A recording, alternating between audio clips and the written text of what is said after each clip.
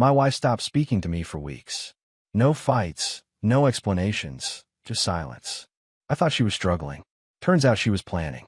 Then the truth walked right through my front door, and I realized she'd never been lost at all. She'd been gone for a long time. My name is Grant Mercer. I'm 46 years old. I've spent the last 18 years managing a regional chain of retail stores across the Mid-Atlantic. The kind of job that sounds boring until you realize you're responsible for 14 locations, over 200 employees, and margins thin enough to give a grown man gray hair. I built something real out of that career. Naomi used to say she was proud of me. Past tense. I know that now. We met when I was 28. She was 25, working as a marketing coordinator for a hotel group downtown. She was sharp, funny, in a dry way that I liked, and she had this way of walking into a room that made you notice her. We were married 3 years later. No kids. That conversation never quite landed anywhere solid. For a long time, I thought we were fine. Then about 2 years ago, something shifted. At first it was subtle. She stopped asking about my day. She started spending more evenings in the spare room she called her office, door closed, headphones on. When I knocked, she'd open it with the look a person gives a salesman who rings the doorbell at dinner time. Tolerant. Barely. I adjusted. I gave her space. I tried not to hover. Then the weeks of silence started. I mean real silence. Not the comfortable kind that settles between two people who've been together long enough to sit without talking. This was the cold kind. The deliberate kind. I'd say good morning and get a nod. Maybe. I'd ask if she wanted coffee, and she'd already be pouring her own. I started to feel like a roommate she hadn't gotten around to evicting yet. I tested it one Tuesday. I sat down at the kitchen table, where she was scrolling through her phone, and just watched her. 30 seconds. A minute. She never looked up. I said her name. Naomi. Clear and calm. She tapped something on her screen, set the phone face down on the table, and stood up to refill her glass of water. No response. Not even a flinch. That night, I lay in bed and stared at the ceiling for 2 hours. I wasn't angry yet. Anger came later. What I felt then was something quieter and worse, like I was slowly being erased. My best friend Curtis Holt had been picking up on it too. He and I go back to college. He's one of those guys who notices things without making a production of it. And about a month into the silent treatment, he pulled me aside after a cookout at his place and said quietly, "You good, man? You and Naomi seem, I don't know, off." I told him we were fine. Old habit. What I didn't tell him was that I'd started watching her more carefully. The late evenings. The way her phone screen always tilted away from me. The faint smell of a different soap on her jacket. Not hers, not mine. Small things. The kind of things you notice when someone stops bothering to hide them. Because that's what rattled me the most. She wasn't hiding. She was just done caring whether I noticed. Our 21st anniversary was coming up in 3 weeks. I had already made a reservation. Part of me held on to that date like a lifeline, like maybe something about the occasion would break the ice and we could find our way back to each other. I wasn't ready to let go yet, but the morning I finally woke up and looked around that quiet house, really looked, something settled in my chest like cold water. She hadn't spoken a meaningful word to me in weeks, and I realized, standing there in the kitchen with my coffee going cold, that I had 2 choices: keep waiting for her to come back, or start paying attention to where she'd actually gone. I put the coffee down. I went to work, and I started paying very close attention. 3 weeks had a way of disappearing fast when you were dreading something and hoping for it at the same time. I kept the reservation at Carmine's. I even upgraded the table. Corner booth, quieter, the kind of spot where a couple could actually talk without competing with the noise from the bar. I told myself it was a gesture, a signal. Look, Naomi, I'm still here. I'm still trying. The morning of our anniversary, I woke up early and made coffee the way she liked it. Half calf, 1 sugar, a splash of oat milk that she'd switched to a couple years back. I set the mug on her nightstand, got dressed quietly, and headed downstairs to let her sleep in. It was a Saturday. I figured a slow morning might soften things. She came downstairs 40 minutes later, walked past the counter where I was reading, picked up the coffee, and took it to the couch without a word. No thank you. No good morning. Just the low sound of her phone buzzing twice and the soft tap of her thumb on the screen. I watched her for a moment. She was smiling at whatever she was reading. I looked back down at my newspaper and said nothing. By 6 that evening, I was standing in the bedroom doorway watching her get ready. She looked good. I'll give her that. She'd done her hair, put on the dark green dress I'd always liked on her. For one brief, stupid moment, I felt something close to hope. We drove to the restaurant mostly in silence. I tried twice to start a conversation, mentioned a problem at one of my store locations that had taken up most of my week, then asked about a friend of hers who had recently moved to Denver. She gave me three-word answers both times and went back to looking out the passenger window. At the table, she ordered the salmon, I ordered the veal, and we sat across from each other like two people waiting for a flight that was already delayed. "You look nice tonight," I offered. She glanced up from the menu, already returned it to the server. "Thanks." That was it. "Thanks." Like I was a stranger who'd held the door open. I leaned back and let a beat pass before I said, more directly, "Naomi, can we actually talk? Not about logistics. About us.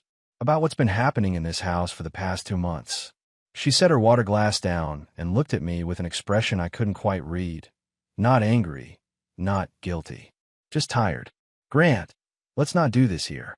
"Then where?" I kept my voice level. "Because you won't do it home either." Her jaw tightened slightly. I need some space to figure things out. Can you give me that?" "I've been giving you space," I replied evenly. "I've been giving you so much space, I barely exist in my own house anymore." She looked away, picked up her fork even though the food hadn't arrived yet. "I don't want to fight on our anniversary." I studied her face. She wasn't upset. She wasn't on the verge of tears or reaching across the table to find my hand. She was somewhere else entirely, going through motions she'd already decided didn't matter. And that, more than any argument, more than any raised voice, was what told me everything. I said nothing more about it that night. We ate. We drove home. She went upstairs, changed into pajamas, and was asleep, or pretending to be, before I even finished brushing my teeth. I stood at the sink for a long time, looking at my own reflection. The next morning I went to the gym early, came back, showered, and was making breakfast when I heard her on the phone in the spare room. The door wasn't fully closed. I wasn't trying to listen. I was just there. But her voice carried. "He keeps trying," she was saying, and there was something in her tone I hadn't heard in months, light, a little amused, like she was recounting a mildly entertaining inconvenience. "He actually upgraded the table." I almost felt bad. Almost. I set the spatula down on the counter. Slow and deliberate. She laughed softly at something the other person said. Then, quieter, I know. It's just, not yet. I have to figure out the right time." I walked to the back door, stepped outside onto the deck, and stood in the morning air. The neighborhood was quiet. A dog was barking somewhere down the block. Overhead, two birds argued in the oak tree at the edge of the yard. I had spent 21 years building a life with that woman. I had worked every long week, managed every hard quarter, come home and tried, genuinely tried, to be the husband she wanted. And last night she had sat across from me in that restaurant and smiled in her water glass, already somewhere else, already counting down to something I wasn't part of. "He keeps trying." She almost felt bad. I went back inside, poured myself a fresh cup of coffee, and sat down at the kitchen table with my phone. I pulled up my contacts and found the number for a lawyer I'd heard about through a colleague, a sharp, no-nonsense family law attorney named Patricia Calloway, who apparently didn't waste anyone's time. I didn't call. Not yet. But I saved the number and stared at it for a moment. Then I opened my banking app. I scrolled through her joint account, something I usually left on autopilot. What I saw made me slow down. Over the past 3 months, there had been a series of transfers I didn't recognize. Not huge amounts individually. 200 here, 350 there, but consistent. Regular. Always to the same external account I had no login for. My stomach dropped. I took screenshots of every transaction, going back as far as the app would show me, and sent them to my personal email. Then I locked my phone, finished my coffee, and stared out the kitchen window at the oak tree in the yard. Wait, just stop for a second. She sat across from him at dinner. She took his coffee every morning. And then she got on the phone and laughed about it. Not sad, not sorry. She laughed. That is not a woman who is lost. That is a woman who made her choice. Keep that in mind, because this is the moment Grant made his. She almost felt bad. I almost laughed. I spent the next 2 days moving carefully. Not emotionally. I'd already made a kind of peace with the emotional side of things, or at least set it aside in a corner where it couldn't interfere with clear thinking. What I mean is I moved carefully in terms of information. I didn't confront Naomi. I didn't mention the phone call I'd overheard or the bank transfers I'd screenshotted. I went to work, came home, said the usual nothing, and watched. She was more relaxed than she'd been in months. That told me something. When a person stops worrying about being caught, they stop being careful. On Wednesday evening, Curtis called. He wanted to grab dinner Thursday, just the two of us. Said he had a work thing nearby, and figured we could catch up. Curtis was my oldest friend, and one of the few people whose company I actually looked forward to. So, I said yes without hesitation. We met at a sport bar off Route 9, a place we'd been going to since our mid-30s. Burgers, cold beer, whatever game was on. Comfortable in the way that only old friendships get. I hadn't told him yet how bad things had gotten. I'd been vague the last couple of times he'd asked. But that night, sitting across from him with the noise of the bar around us, something in me gave way. I told him about the anniversary dinner, the phone call in the morning, the bank transfers. Curtis listened without interrupting, his jaw getting tighter the further I went. When I finished, he sat back and rubbed the back of his neck. Graham, man, I'm sorry. That's a lot. I'm past sorry, I told him. I'm in information gathering mode. I need to know who she's talking to. He nodded slowly, staring at his beer. Then something shifted in his expression, a hesitation I didn't understand at first. What? I said. He looked up. I don't know if this is anything. I don't want to throw someone under the bus on a hunch. I leaned forward. Curtis. He exhaled. Derek Strickland has been asking about you lately. Casual like. How's Grant doing? How's the job? Are you guys still living out in Millbrook? He paused. I introduced him to Naomi at that backyard thing I had in July. You weren't there. You had that regional managers conference. The name landed like a stone in still water. Derek Strickland. I knew him. Not well, but enough. He'd come around Curtis's circle a few years back. Ran a small landscaping operation. Divorced. The kind of guy who always seemed to be orbiting other people's lives without quite having one of his own. I'd shaken his hand twice. Maybe 3 times. I kept my voice even. You think something's going on? Curtis looked genuinely uncomfortable. I think a married woman and a single man who keeps asking where her husband is. That's not a great pattern. I nodded. Picked up my burger and took a bite. Chewed. Swallowed. The bar was loud. Some team on the screen had just scored and half the room reacted. All right, I said finally. All right. Curtis frowned. That's it. That's it for now. I set the burger down and looked at him steadily. I'm not going to blow up my life on a hunch either. I need something solid. But this helps. I drove home that night, with Derek Strickland's name sitting in my head like a splinter. The more I turned it over, the more pieces started fitting into places I hadn't wanted to look at before. The July conference I'd missed. The shift in Naomi's mood that had started. When? Late summer, roughly. I pulled into the driveway and sat in the car for a few minutes before going inside. The next day, I called Patricia Calloway. She was exactly what I'd been told. Direct, unhurried, no performance. I gave her a 10-minute summary over the phone, and she asked 3 sharp questions about assets, property, and whether my name was on everything it should be on. I answered all 3. At the end, she said, "Come in Friday morning. Bring the bank statements." I said I would. That same afternoon, I did something I hadn't done in years. I opened the browser on my personal laptop, not the work machine, not the one Naomi ever touched, and looked up Derek Strickland.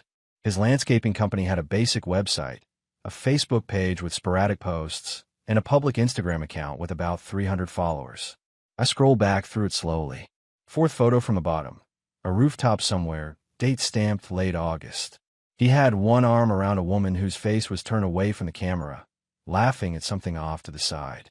Dark hair, green jacket, a bracelet on her left wrist that I had paid $240 for.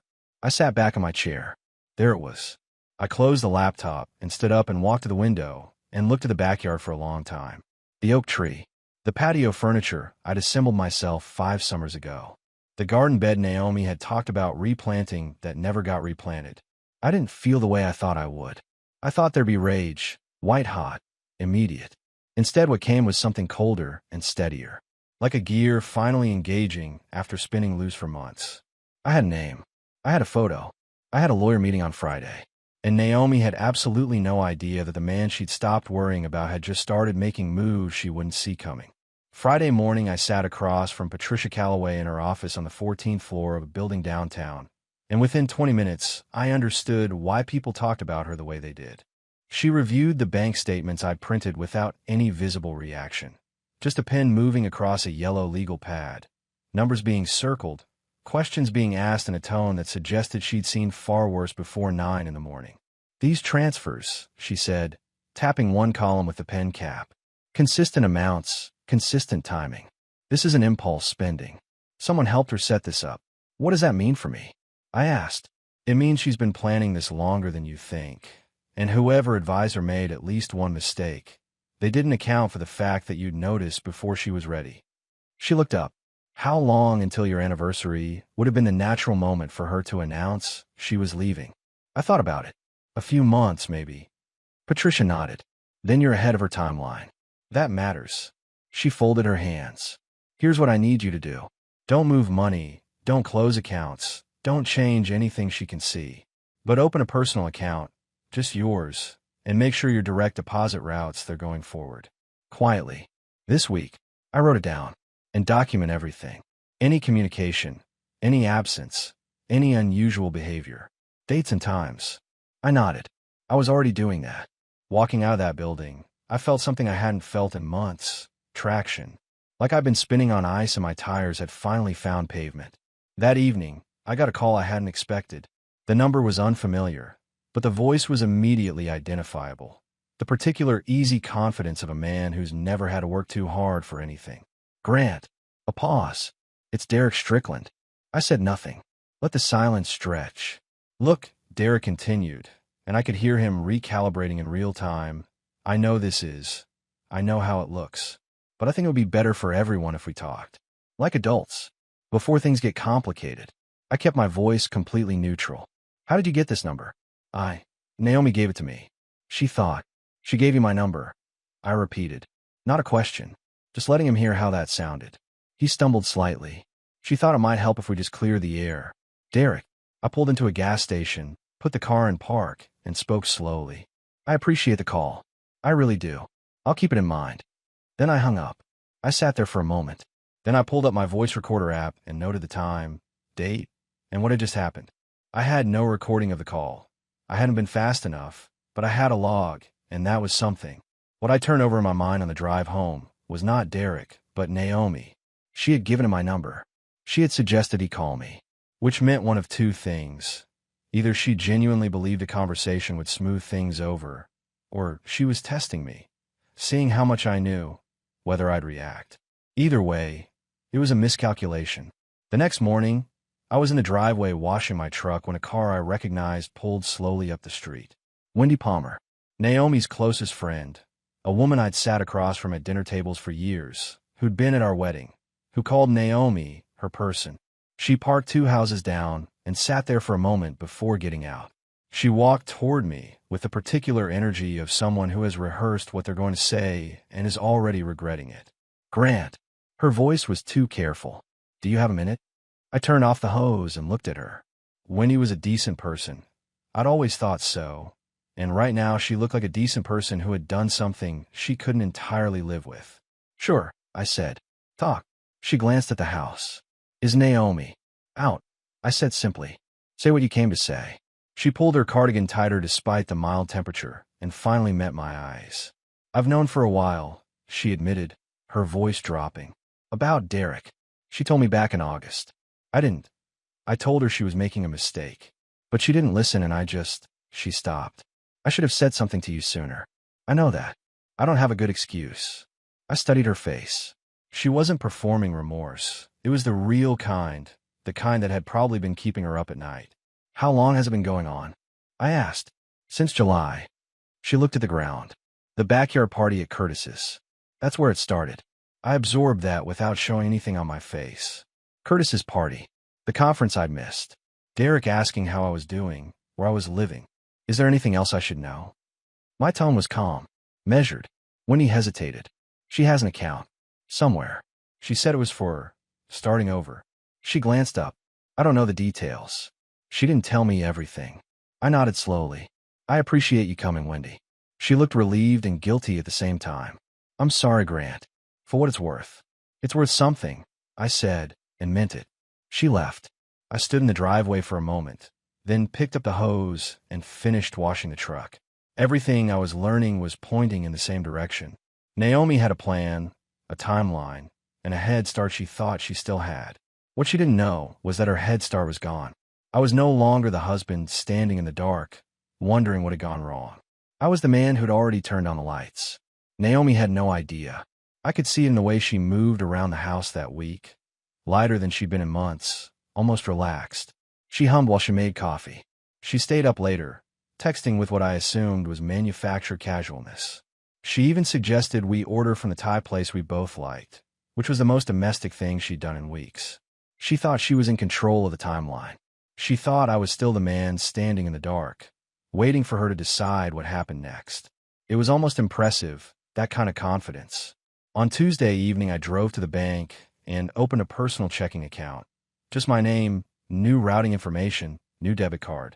I rerouted my direct deposit that same night from my work portal, a 15-minute process that Naomi had no visibility into whatsoever. Patricia had told me not to touch the joint accounts, so I didn't. I let them sit exactly as they were, transactions unchanged, the balance drifting along as if nothing had shifted. Wednesday, I met with Patricia again and gave her Wendy's account of things. No recorded statement, just my summary.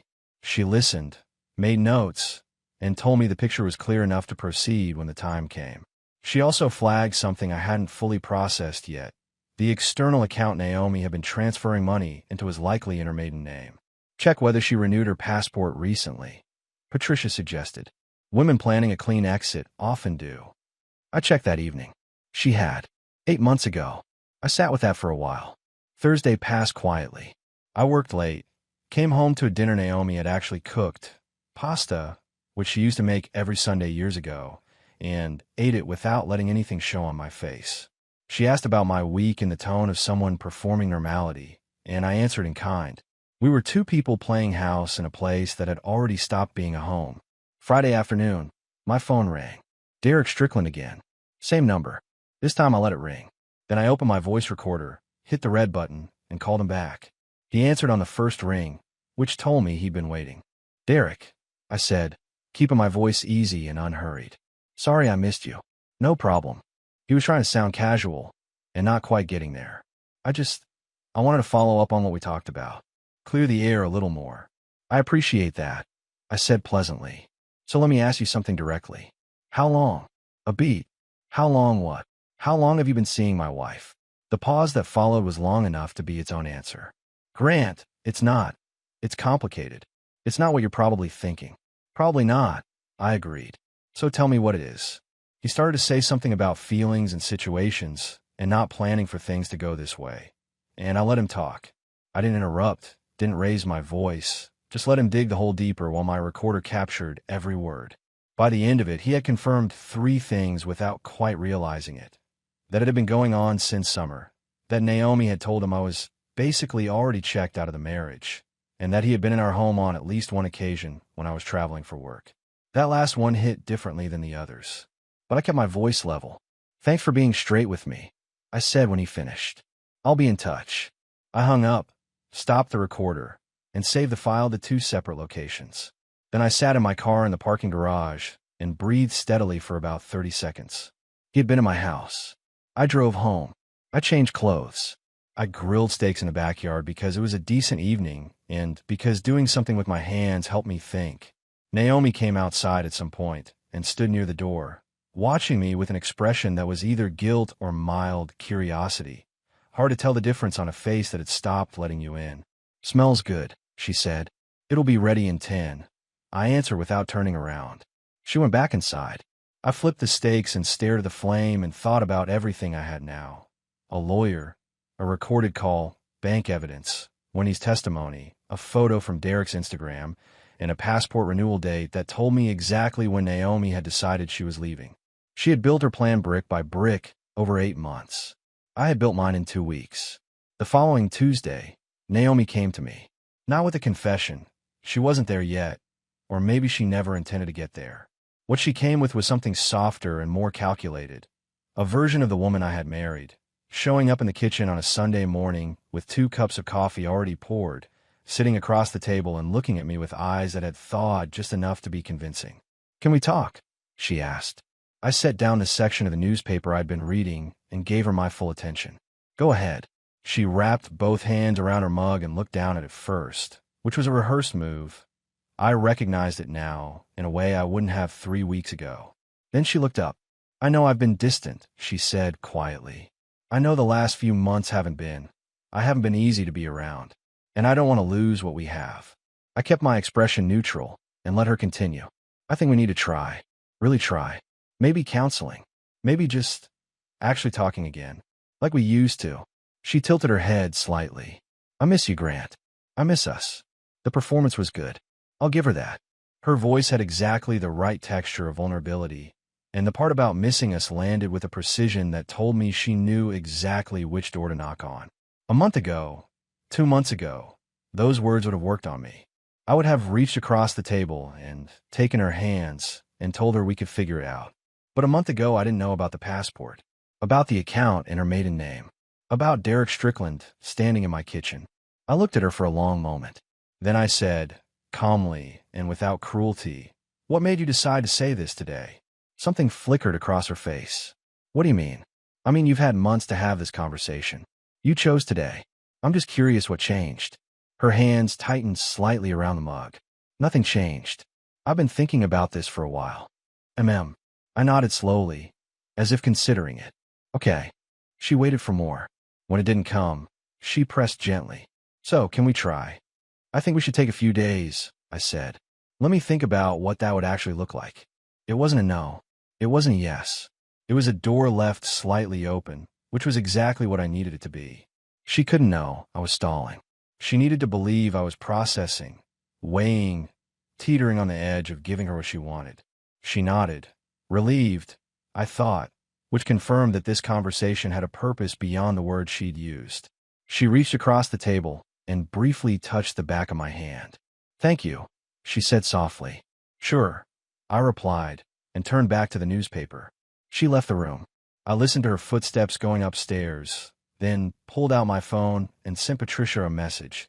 She tried a reconciliation approach this morning. Soft, well-rehearsed. I gave her nothing solid.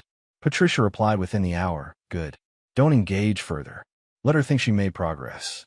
We're 2 weeks from being ready." 2 weeks. I folded the newspaper, finished my coffee, and started thinking about the next move. That evening I called Curtis and told him what had happened. He listened, then said flatly, "She's buying time." "I know," I said. "She knows something is off." He paused. Or Derek said something. That was possible. Derek's Friday phone call hadn't gone the way he'd planned, and nervous people talk.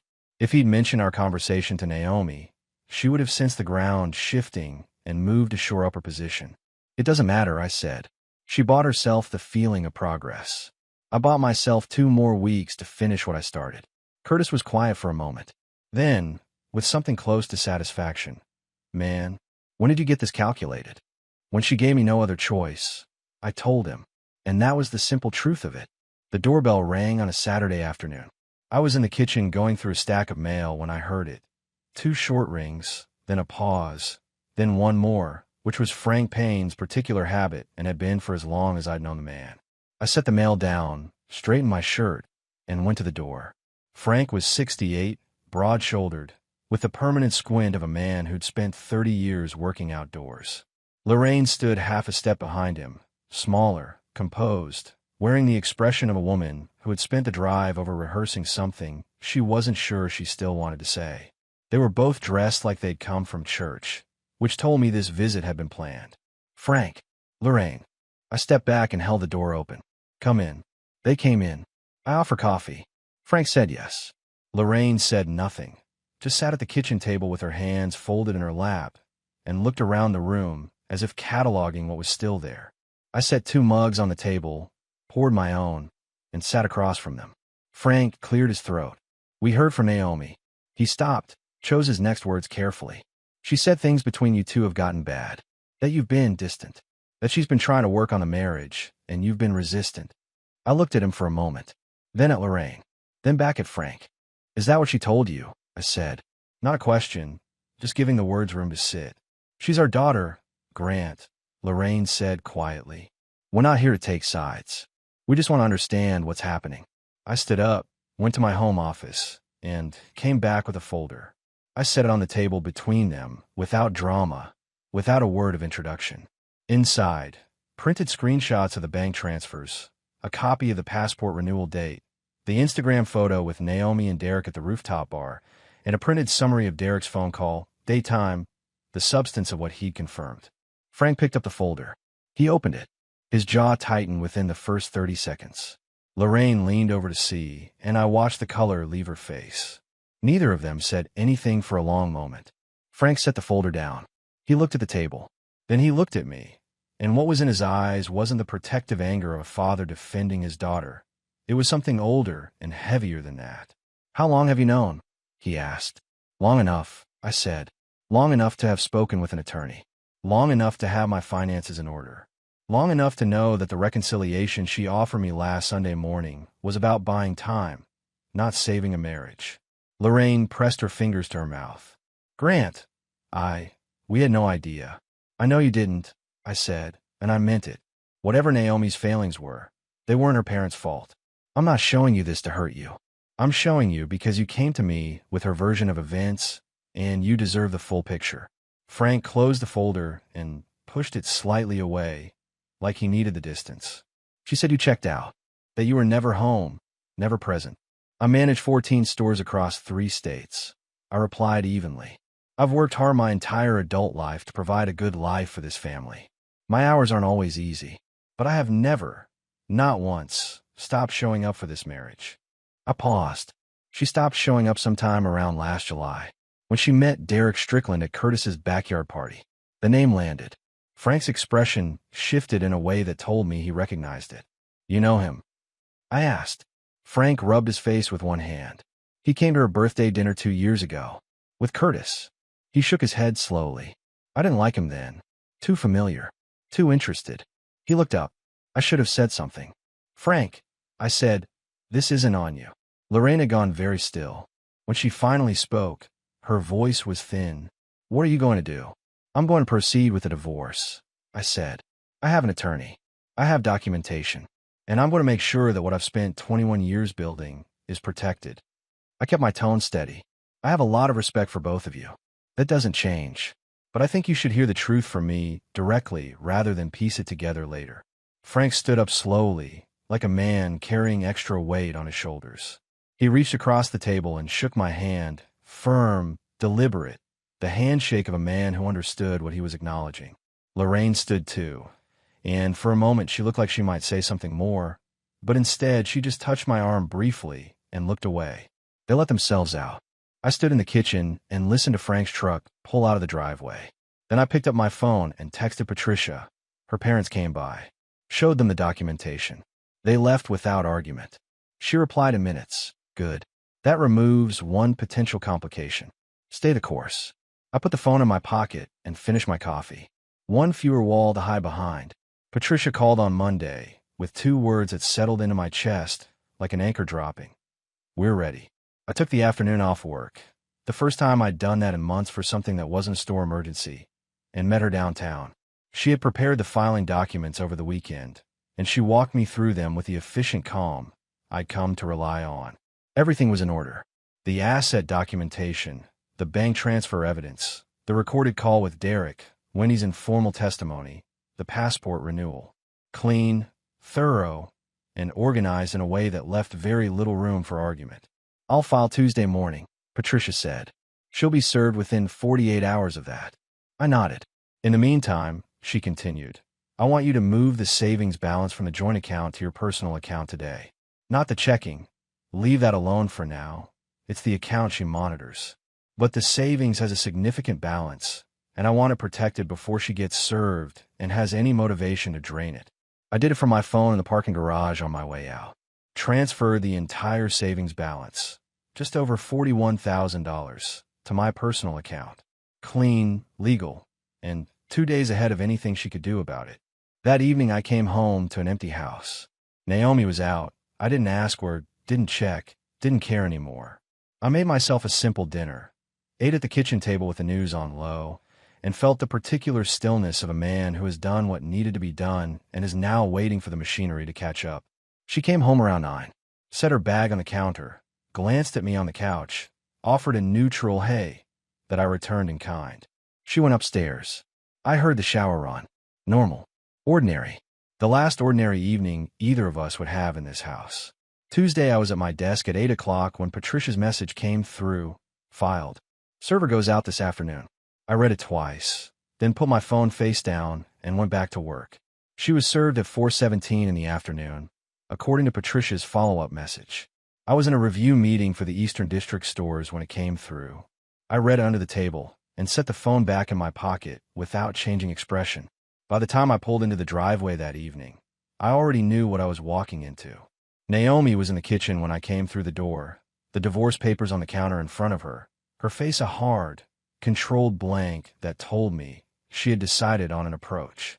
Her phone was in her hand, which meant she'd already called someone, Derek, probably, or Wendy, or both.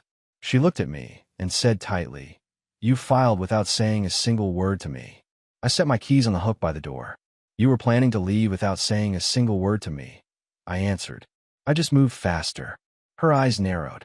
"You went through my phone. You hired people to document my private life. And what I found," I said calmly, stepping further into the kitchen, "was a wife who'd been moving money out of our joint accounts for 8 months, meeting another man in restaurants 40 miles away, and telling that man that her husband had basically checked out, while accepting coffee I brought to her nightstand every morning." She stiffened. "You recorded Derek. He called me," I said simply. "Both times." "That's not." She stopped herself, recalculating. When she spoke again, her voice was quieter, but harder. "The savings account is gone. It's in my account," I confirmed. "My attorney advised it. Fully legal, fully documented." She stared at me for a long moment, and I could see the pieces of her plan rearranging themselves behind her eyes. The timeline she'd built over 8 months had been stripped down to nothing in 2 weeks. The man she'd been comfortable dismissing had turned out to be a different kind of problem than she'd accounted for. "I want to talk about this," she said finally. "Properly. Before lawyers make every decision for us." I picked up my keys from the hook, turned back toward the door, and looked at her over my shoulder. "That conversation was available to you for 8 months," I said. "You had it with Derek instead." I walked out, got in my car, and drove to Curtis's house. 8 months. She had 8 months to tell the truth. She didn't. And when the moment came, he didn't yell, he didn't beg. He just said what needed to be said, and walked out. That's a strong man. Not loud, not angry, just done. He opened the door, took one look at my face, and stepped aside without a word. I walked in, sat down, and for the first time since this all began, let myself exhale completely. "She served?" Curtis asked, handing me a cold beer. "She served," I said. He sat across from me and raised his own bottle. "About time." The divorce took 4 months to finalize. Patricia had told me up front that contested cases could drag on considerably longer, but Naomi's attorney apparently took one look at the documentation and advised her not to fight the asset division. I got the house. She got her car, her personal accounts, and a settlement figure that Patricia had negotiated down from what Naomi's side initially requested. The $41,000 I'd moved from savings stayed where it was. Derek Strickland, as it turned out, was not the landing pad Naomi had been counting on. Curtis told me, with the particular satisfaction of a man who had been proven right about someone, that Derek had gone quiet on Naomi within weeks of the filing. Apparently, the reality of an ongoing divorce, attorneys, and documentation that included his name and phone records was considerably less appealing than a secret affair with a married woman. He stopped returning her calls sometime in early February. I didn't feel sorry for her. I tried to examine that honestly, and found I simply didn't. Wendy Palmer had reached out twice during the process, once to check on me, once to say she told Naomi she couldn't be her sounding board through the divorce given her own role in things. I appreciated the second call more than the first. The finalization came on a Thursday. Patricia sent me a message at 10 in the morning. "Done. Certified copies by end of week." I was at work when I read it. I finished the meeting I was in, went back to my desk, and worked straight through until 6 without stopping for lunch. Not because I was avoiding anything, just because the work was there and doing it felt good. On the way home, I stopped at a dealership. I had been thinking about this for a while. Years, honestly. Long before any of this started. There was a truck I'd wanted since I was in my late 30s. A fully loaded Ford F-250, dark blue, with the towing package and the upgraded interior that Naomi had called excessive every time the subject came up. Too expensive. Too much truck. What would we even do with it? I walked onto the lot at 6:15 with the afternoon light going gold and found the one I wanted within 10 minutes. Dark blue. Every option I'd ever added to the mental list. The salesman showed me the features, and I let him talk, but I already knew what I was going to do. I drove off the lot at 8 o'clock. The seats smelled like new leather. The engine was quiet and solid under me. The stereo played the kind of country music I'd stopped listening to somewhere around year 4 of the marriage, because Naomi found it irritating. I drove out past the edge of town, windows down despite the cold, and just drove for a while. Curtis called as I was looping back. I put him on speaker. Patricia texted me. He said immediately, "It's done. It's done," I confirmed. A pause. Then, with genuine warmth, "How are you doing, man? Really?" I thought about it, as the headlights cut through the dark, and the heater ran low, and the radio played something slow and familiar in the background. How was I doing?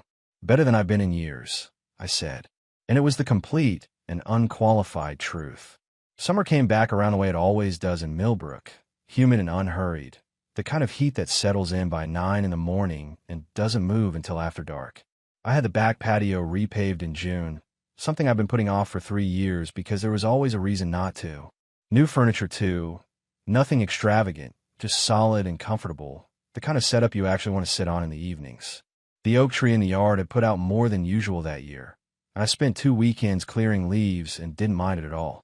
The 14 stores were running well. I'd promoted 2 managers I'd been watching for a while, and the Easter District had its best quarter on record. Work was good. Work had always been good when I let it be. Curtis had come over for the 4th of July cookout I'd hosted. Small, just a handful of people. First time I'd had anyone over since the house became mine alone. He brought his neighbor and his neighbor's sister, who turned out to be a landscape architect, named Jill, with a dry sense of humor and strong opinions about charcoal versus gas grilling. We argued about it for 40 minutes, and I didn't win, which was fine. I wasn't looking for anything. But I wasn't closed off either, which was a different thing than I'd been 8 months earlier. The truck had put on 6,000 miles. I towed a boat twice for a fishing weekend with Curtis and 2 other friends up near the Delaware Water Gap, and both trips had been exactly the kind of unhurried, low-stakes good time I hadn't made room for in years. I was going again in September. I ran into Naomi once. A Saturday morning in late July, a grocery store on the north side. She was in the produce section. I saw her first. She looked tired, not devastated, just the particular kind of tired that comes from a life that hasn't settled back and shaped the way you expected. She was alone. No Derek. No particular lightness in the way she moved. She saw me as I came around the end of the aisle. For a moment, neither of us moved. Then I gave her a brief nod, the kind you give someone you used to know, and pushed my cart past and kept moving. She didn't call after me. I didn't look back.